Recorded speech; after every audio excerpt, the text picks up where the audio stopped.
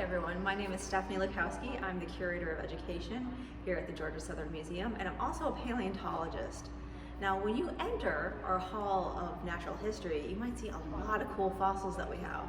But did you know we only have one dinosaur on display? And it's probably not what you're thinking.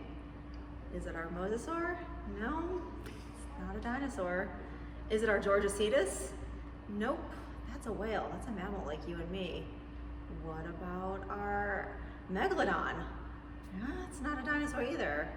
And neither is our mastodon.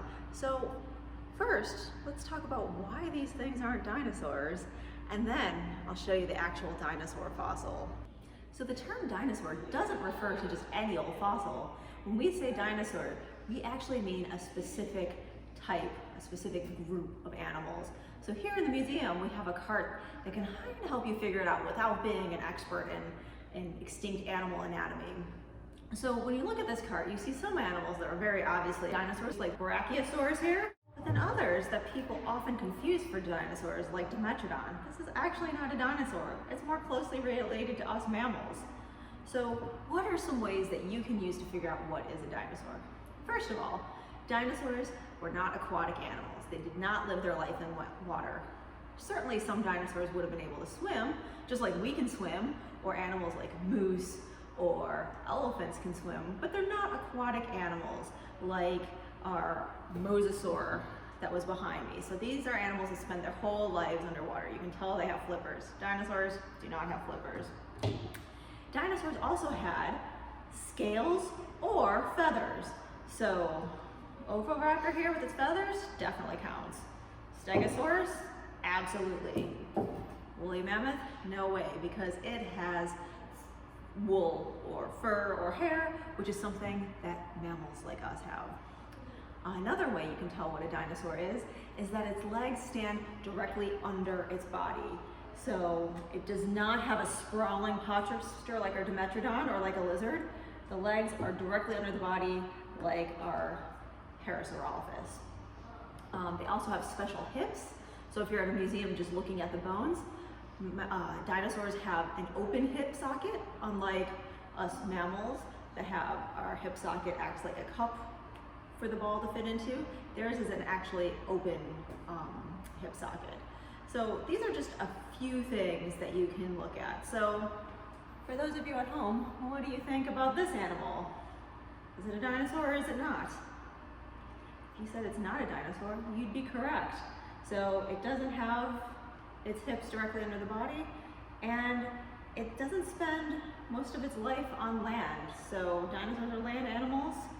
Some later dinosaurs can fly. Birds today are dinosaurs. Dinosaurs are not extinct, but this is actually a flying reptile. If you were able to look at the hip socket, you would see it would have a different hip socket. So yeah, now that you're experts in dinosaurs, let's go take a look at the one dinosaur we have on display. So now that we know what a dinosaur is, you might find it kind of strange that we have any dinosaurs here at all. If you've listened to any of our past videos, or if you've visited the museum yourself, you would remember that during the later part of the Mesozoic period, the Cretaceous era, that we were covered in a shallow sea. In fact, the fall line was the shoreline, so the entirety of the coastal plain was underwater. And if dinosaurs aren't an aquatic animal, how do we get them out here at all? Well, there's one hypothesis that could possibly explain how we get dinosaurs here. First of all, if you look behind me, you'll see that our one dinosaur on display is a toe bone of a type of dinosaur called a hadrosaur. So hadrosaurs were land animals, and getting them in the ocean would be kind of difficult while they were alive. However, there is one hypothesis, affectionately known as the float and bloat hypothesis, that says that perhaps if an animal, like our hadrosaur, died in a floodplain of a river, during a flooding event, it could get floated out to sea. This would be aided by the fact that when animals die, their gut bacteria slowly expands. So you can kind of think of it as a really gross dinosaur balloon hanging out on the surface of the ocean. And this would be a really, really easy, great, delicious snack for other animals living in the ocean, like our mosasaur, sharks, large fish. And so in this feeding frenzy, as all these animals are chomping on our dinosaur, certain parts, like toes, that aren't as full of meat and things that animals would like to eat might fall off and fall to the bottom of the ocean. There they can be buried rapidly and be preserved in the fossil record. So that's how you get an animal like a hadrosaur that lives on the land in the ocean. As you can imagine, this is incredibly rare, but it's not uncommonly heard of. In fact, we even find some dinosaurs with shark bites on their bones. How is a dinosaur going to come in contact with a shark?